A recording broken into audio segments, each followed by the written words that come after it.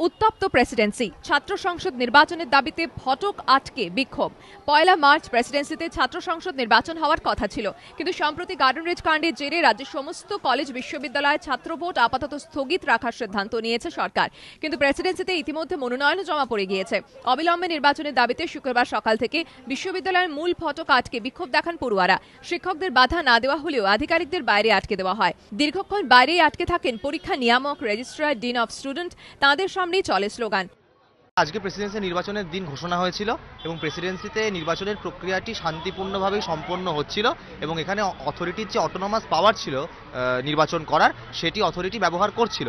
তো হঠাৎ করে প্রেসিডেন্সিতে নির্বাচনটি বন্ধ হয়ে যায় রাজ্য সরকারের কোট অ্যান্ড অ্যাডভাইসের জন্য যে এই মুহূর্তে নির্বাচন করা যাবে না, এবং যে অজুহাতটি মূলত দেওয়া হচ্ছে হিংসা, সেই হিংসায় আমরা বারবারই দেখতে পাচ্ছি যে বড় বড় রাজনৈতিক দলগুলি, ছাত্র সংগঠনগুলি জড়িত এবং বড় বড় রাজনৈতিক দলের নেতারা জড়িত। তাহলে হঠাৎ করে প্রেসিডেন্সির সাধারণ ছাত্রছাত্রীদের যে একটা অ্যাসপিরেশন, যে প্রকৃত গণতান্ত্রিক এবং শান্তিপূর্ণ উপায়ে নির্বাচন, সেটিকে কেন বন্ধ করা হবে বিকাশ ভবনের অঙ্গুলি হেলনে? আমরা আজকের দিনটি সিম্বলিক্যালি গভর্নমেন্টকে একটি সার্কাস্টিক্যালি বলতে চাই যে আপনারা প্রেসিডেন্সি ইউনিভার্সিটি যখন চালাচ্ছেন তাহলে আপনারা চালান, কিন্তু আমরা এটা চালাতে দেব না। প্রেসিডেন্সি ইউনিভার্সিটির ইতিবাচক ব্যতিক্রমী স্বাতন্ত্র, সেটা ছাত্রছাত্রীরা প্রকৃত লড়াইয়ের মাধ্যমেই আদায় করে নেবে।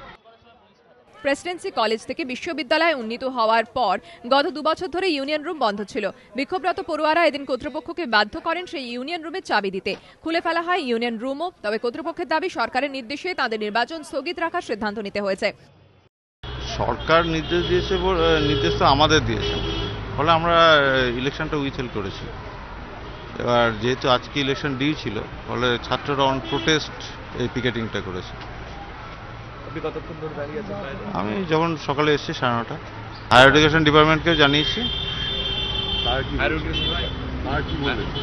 তারা সেরকম কিছু বলেননি। না না, এমনি সকালে পুলিশ এসেছিল, আমি পুলিশকে অ্যালাউ করিনি।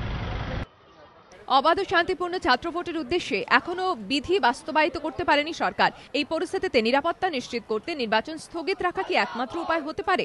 সরকারের সিদ্ধান্ত ঘিরে প্রশ্ন উঠছে শিক্ষা মহলে। কৃষ্ণেন্দু অধিকারীর রিপোর্ট, এবিপি আনন্দ, কলকাতা।